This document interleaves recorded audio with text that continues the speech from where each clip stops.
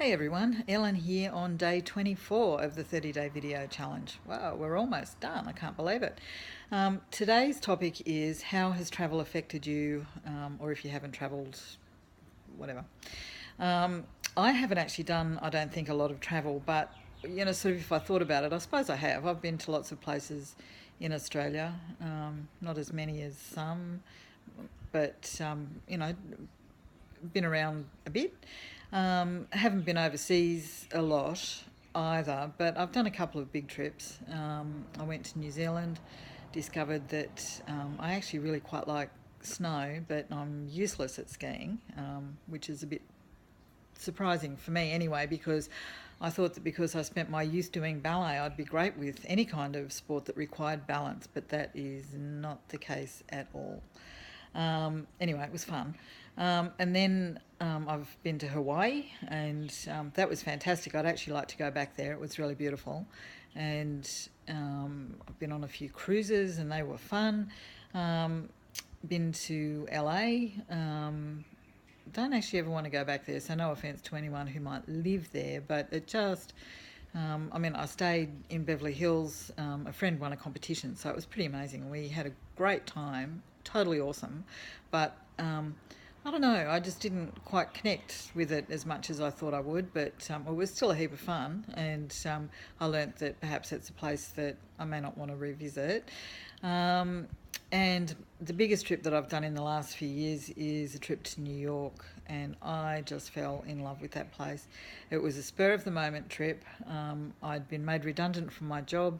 I'd enrolled in a interior design course, and this trip to New York was the field trip. I mean, that's some field trip.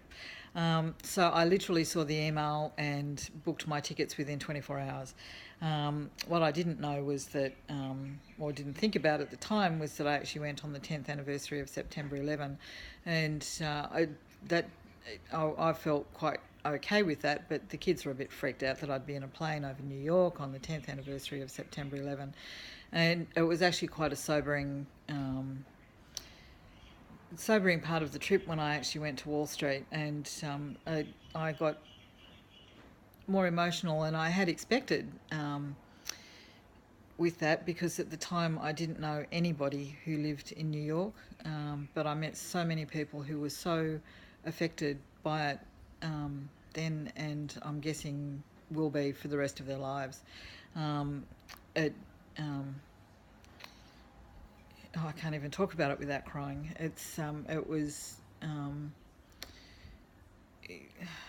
can't even put it into words.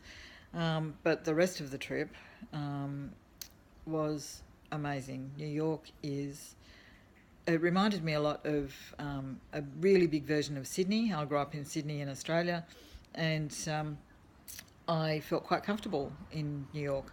Stayed in 3 different hotels in different parts of Manhattan, and just loved all of it. I spent 3 weeks there, but I could have spent 6 weeks, 10 weeks there, and still not seen everything that I wanted to see. Yeah, so I actually travelled by myself, and I guess the thing that I learnt um, from that trip was that I could travel by myself, and that I was perfectly okay doing that. Obviously, you've got to be careful, not go to put yourself in places where you know that potentially there might be trouble. But seriously, loved it, had a great time. But at that one, I'll sort of go back to my walk around Wall Street. I saw the construction of the new, what they were calling then the Freedom Towers, and they hadn't quite finished. I think the memorial had been finished, but it wasn't open to just go in. You actually had to book, so I couldn't go in and see it. But I did go on a walking tour, and we were high up in one of the buildings around where it happened, and we could see down into the memorial. Isn't that? And one of the other places that we went to was the church, where the first responders were, like all the first responders were being coordinated, and that one just broke my heart, because there were letters from kids to the paramedics and the people who were working there, and there was an American flag that was made up of people's names. I see, 6 years later, 5 years later, still makes me very emotional. I just can't understand how people can do those things. Anyway, so that trip affected me in more ways than I expected. Aside from Wall Street, which was actually a lot smaller than I expected. Isn't it funny? You have this notion of what things are going to be like. New York was amazing, but I've actually now decided that I want to go to Europe. So that trip actually made me much more confident about travelling, and I used to do a lot of travel for work, but never for fun. So this is what I want to do in future.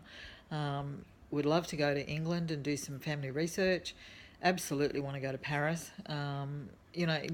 Parts of Europe, I'd love to go to Russia, but I'm just not sure that I want to go there by myself. But Europe, yep, could do that. But the one place that I have actually decided after some of these trips that I've been on is that I never want to go to Bali, and that's a huge destination for Australians, but it's just not my thing. With the limited amount of travel that I have done, learnt that I'm actually far more resilient and more capable of travelling by myself than I ever thought that I was. And I want to do some more. It was great. I'll talk to you all tomorrow. Bye.